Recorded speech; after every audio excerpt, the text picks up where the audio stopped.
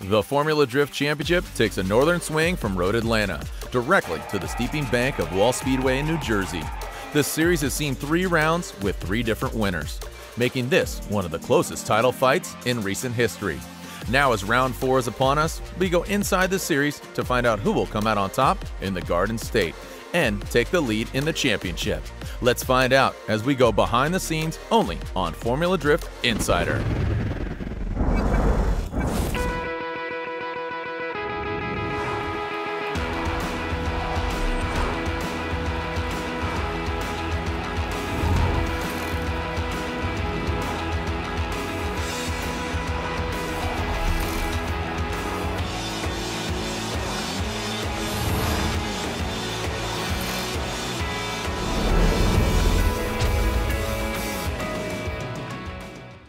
Before the battles begin at the 100th ever round of the Formula Drift Championship at Wall Stadium Speedway, New Jersey, let's go back to where it all began 15 years ago at Road Atlanta. This is the 3rd round of the Formula Drift Championship. In the end, I met Chris Stubbs. I knew that he's really fast during that day, and I tried to be as close as possible at the initiation. I managed to paint all his side with my tire, but unfortunately it cost me. And let's say, it cost me the success during this battle because I went too hard on him. I hit him with my front wheel to his back wheel, and it disturbed my steering wheel. My shock absorber was also destroyed after that. I think the only solution will be found why it was actually broken. It's that when I initiate, I was too close to him, and his front wheel get in front of my front wheel, so it touched the shock absorber and destroyed, let's say, the case which holds the fluid. We moved into the Grade 8 where we battled Chris Stubbs Blues, who was on fire, and I almost had a feeling that we couldn't match him at this event because he was already, from what we knew in practice, like almost a second faster than any other driver on track. So while chasing, I knew I had to give it everything. I chased him extremely hard down the straight, initiated, I would say, almost perfect. Really close to him coming into the first corner. We both went through the first clip. I transitioned, got a little bit lost in his smoke, and he started pulling away up the hill. And when he pulled the gap on me, I couldn't make that gap up throughout the rest of the course. So he straight out beat us. Very good battle, and he managed to go through and win the entire event. My last battle in Atlanta was with Frederick Osbo. We had to chase him first, which is a little bit of a disadvantage, but we were able to run down the hill, push him all the way through the course, and we're a little tight at the keyhole inner clip. Our car wasn't at as much of an angle as his car because we were just kind of wound up, and he made a little mistake, I think overshot it and came back across, and we got a little stuck there. So maybe not as deep as I would want to be, but you know, pushing through the door and sticking with him all the way through the exit. On my lead run, I went up the hill and I missed the top outer zone by, I mean, I'll say a foot or 2. It might be 2 or 3, I don't know, but we didn't fill it perfectly. And so I think the judges kind of hung me out to dry on that one. I got 1 vote for me, but 2 for Osbo, and they said it was because I didn't fill that upper zone. If I would have just been a little further in one part of the track, which is right in front of the judges, as I said all weekend, we did the whole Black Magic clip tip right there. I set myself up. But yeah, you gotta fill that zone every time. Atlanta was really cool. We've had a curse going for several years where I haven't been able to finish well, and this time we ended back on the podium. Felt really good to knock that one out and increase our lead in the championship. Going against Bush is always a battle, and we led first. Put down a pretty solid lead run. He wasn't quite able to be there, but for his lead, I wasn't able to match him either. The judges called for one more time. And so the one more time, a little bit slightly overshoot on the initiation, so I hit him on the door, but I managed to stay close all the way through the course, and coming out the horseshoe, I downshift to the 4th and stay in his door, and that chase run was way better than the one before. And when I was leading, he did the same with me. He hit me on the door, and I kind of like it a lot, but he kind of gave a gap, and that's where I managed to to get some gap between us, and my lead run was slightly better than his, and obviously, so I knew like 100% that we won, and I even like did some donuts up in a burnout box, and I knew it. This is our event finally. Formula Drift Insider on CBS Sports Network is sponsored by Black Magic. Own your shine. By Gum Out, Science In, Performance Out. By Air Force, Aim High. And by the Formula Drift app. Download the FD app in the iOS or Android store now. The East Coast swing of the Formula Drift Championship brings you to the Jersey Shore, and it embodies just that. Wild, exciting, loud, and proud. This is Wall Stadium, New Jersey. Yeah, this event is just as important as any other one. You know, after the last event where we struggled with the car, the team really worked very hard between the last round and this round. We made some changes to try to get some more speed out of the cars, and so far it seems like it's working. Our speed seems to be good this weekend. We brought my car to a chassis alignment jig, straightened the strut towers, straightened the chassis legs back where they should be.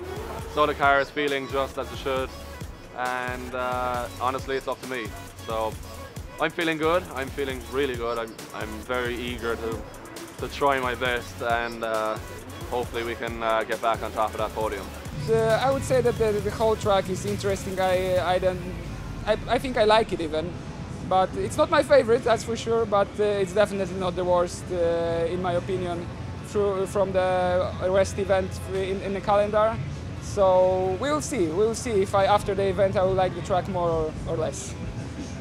Trickiest part of head-to-head battles here is to see anything, ever. It is very smoky, there are a lot of transfers, and there have been a lot of wrecks because of it. It's a full whiteout, and you have to just commit, and it's tough to know and assume where the cars are going to be. If you hesitate for a second, they could put 3 lengths down on you, and then you lose. So all you can do is rely on your spotters and stuff, and on the guy in front of you to put down the same momentum that he has been all weekend, and you just got to drive through it. As rough as this track is, it's probably one of the best drift tracks we go to, because it's a really cool stadium. You have all the spectators sitting right there underneath the judges. They can see everything. They have the entire track in front of them. It's one of the best events of the year. I mean, like, I'm still like, there's a big gap between first and the 5th place, but there's still 5 rounds to go, and everything is possible. I'm just trying to stay confident. Win is win, but now we are all equal in this competition, this round. Just trying to do my best, less mistakes, stay very consistent, and all the way to as high as we can. At the drivers' meeting, it's an opportunity to find out for the drivers what the judges are looking for. Not only battling each other, they're also battling this treacherous track. The big bank entry slamming down to the flat bottom transition. Here we go into the top 32 at New Jersey. Justin Pollock gets a first round bye as he qualifies number 1. Felt like I ran a pretty good solid lead run, high up on the bank, filled all the zones, felt really good actually. Swapped to the chase position, and then kind of got on his door from the bank, and then I started losing grip because my tires started kind of wearing out on the infield, but we kept through it. He ended up spinning at the last turn, didn't make contact thankfully, so now headed up to top 16 against Justin Pollock. I mean, I think it was a pretty close battle. I mean, I haven't watched the replay, but maybe our chase was a little bit smoother than his, and that got us a slight edge, but it was tight. It was very fun. Got the lead first, which is always an advantage. You just get to go run your qualifying lap and see how the driver does behind you.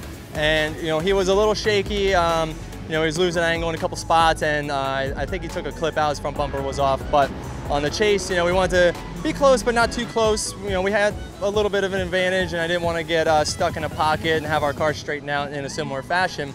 So we were going around the bank. I was about a car length back from him, and before we even got off the bank, he caught his rear end and swung the front and just went spiraling off. And so, I mean, that was basically it. So we got the push into top 16, putting a fresh clutch in it, ready to go. The former champ, Frederick Osbo, is fighting for another championship. In the top 32, he makes quick work of Farouk Kawai. We just finished our top 32 battle against Dean Kearney. Oddly enough, he ended up having issues with his Viper and borrowed my S14 demo car to compete this round. And we got paired up against each other, obviously. And yeah, it was a tough run for him. When I followed him, you know, I followed him the best I could. Coming out of the first outer zone, he went too wide, got tangled up in the wall, straightened out. I kind of adapted around that and just maintained my drift, finished off the course, and we were awarded the win. I was leading first and I had a solid run. Didn't try to do anything crazy, but the car is decently fast, so we were able to put quite a large gap against him. So I knew going into my follow run, I just had to apply pressure in a couple places, stay within a car, and we were going to get the win. Fortunately, we were able to do just that, and we're moving on to the top 16.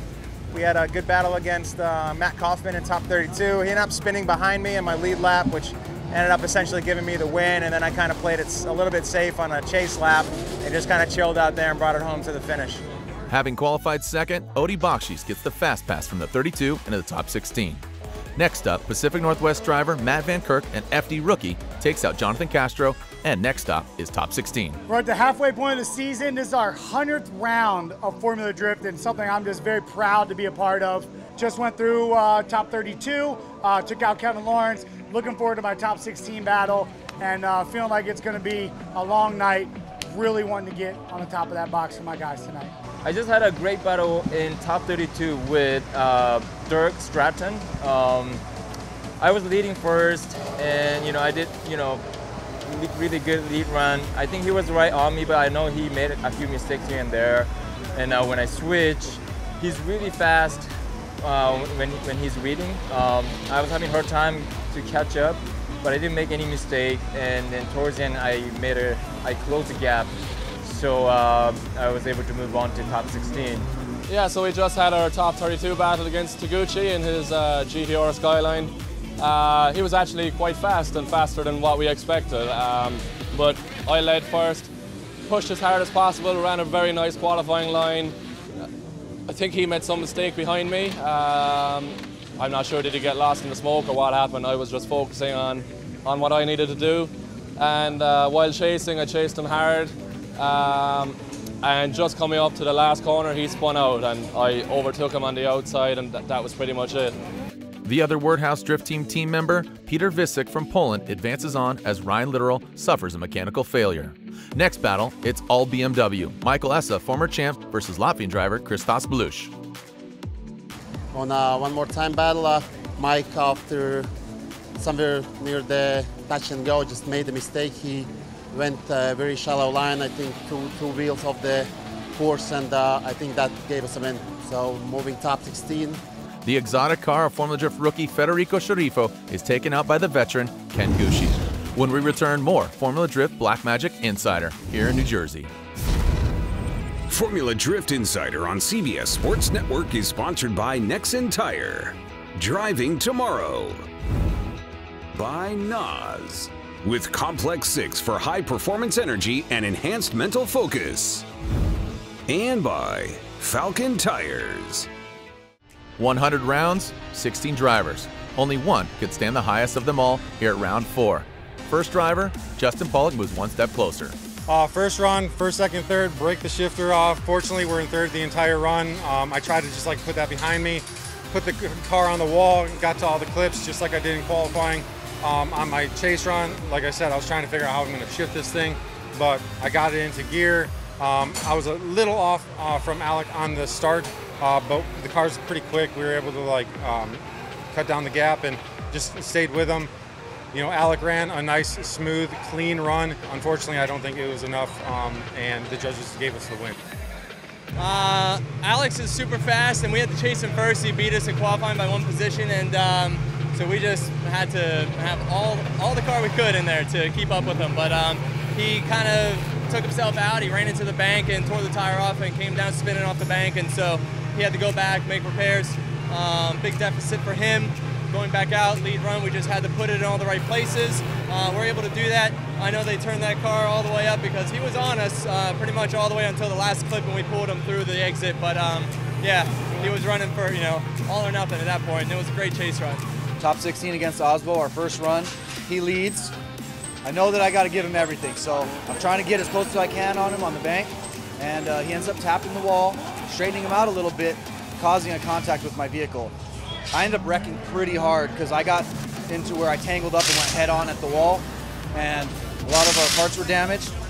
The alignment was kind of out. We didn't get it right where we wanted, so the car was feeling sketchy. But I was able to put down a pretty good pass, enough to award me the win, and I'm stoked to be moving on past Osbo. I'm pretty sure that's my first time ever beating Osbo. I'm not too sour about it, however, because we've been on the podium for 3 events now, and for that streak to end, I mean, it would only be, it was bound to happen. I was to lead first against Ryan, and I just got a good, clean start.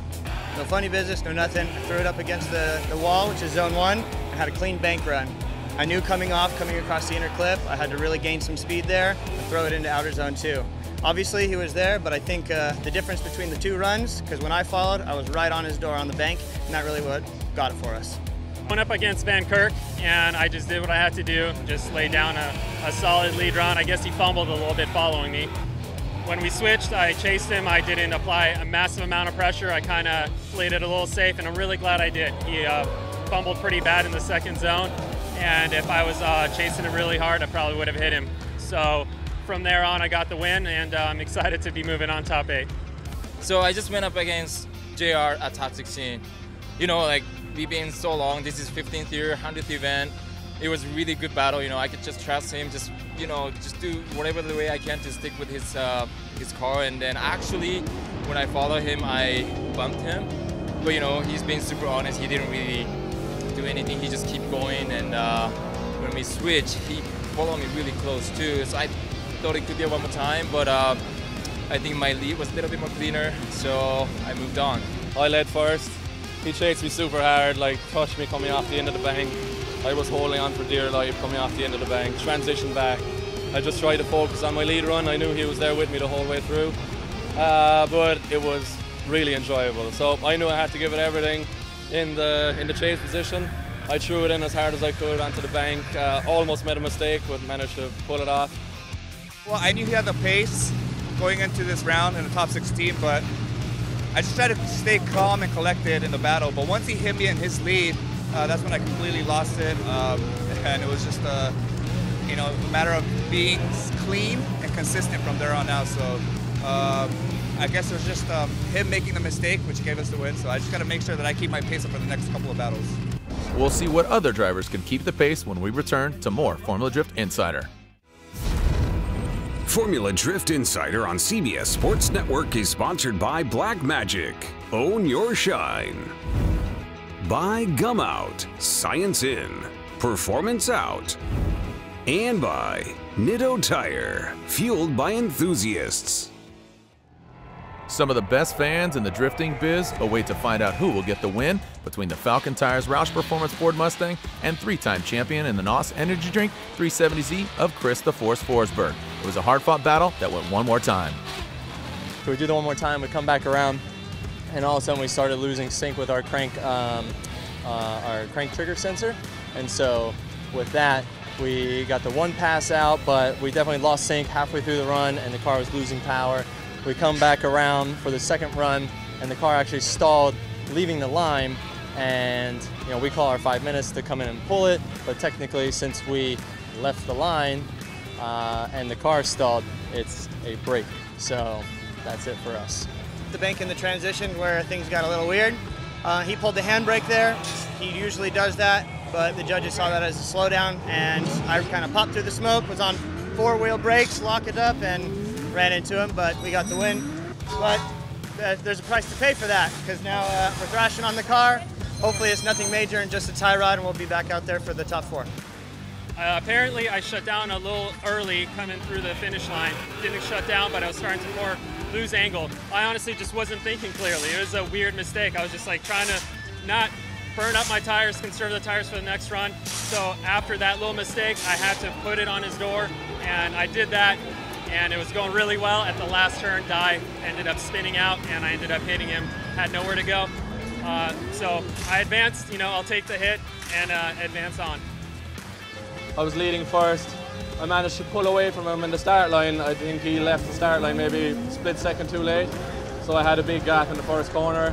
Down off the transition, he started catching me, but he was compromising his line a little bit in order to catch up. I finished off the lead run strong, and while chasing, I chased him pretty close the whole way through, and it was enough to give it to us. The Final Four is set, and it's guaranteed to be a Falcon Tire podium sweep. First up, Justin Pollock versus Matt Field. It went one more time, but I had to drive 100%. I think what won it for me on that was on my follow run, I was able to initiate and immediately be close. He kind of had to reel me in at the end of the bank. So, I mean, we're splitting hairs here. Both of our runs were just that close. Just fortunate that we got a little bit of speed this weekend, especially on the initiation, and I think that's what won it for us. On the other half of the Final Four bracket sees James the Machine Dean, defending champion, going against Odi Bakshish, who speaks softly but carries big angle and a great chase job. Unfortunately, Odi Bakshish takes himself out as he gets lost in that Falcon Tire smoke. The finals are set. James Dean versus Matt Field, who will get the win at round 4 of the 2018 championship. On my lead run against Matt, I just focused on putting down the best qualifying run I could. I put it everywhere I wanted to, big angle, full throttle, felt really nice, but he was with me like throughout most of the course, so very close, and I knew I had to push hard while chasing. I tried my best, I was really close to him on the bank. He pulled a little through the infield on the first inner clip, and then on the second outer zone. Caught back up to him, really nice and close. He pulled a little through the infield again, and come into the last corner, I caught back up and stayed with him throughout the finish line. So I think they were nitpicking to find a winner, but we got it and we're taking it. 4 rounds, 4 winners. Join us at round 5 at Evergreen Speedway in Monroe, Washington to find out who gets the win next. In association with Formula Drift, this has been a presentation of CBS Sports Network, the 24-hour home of CBS Sports.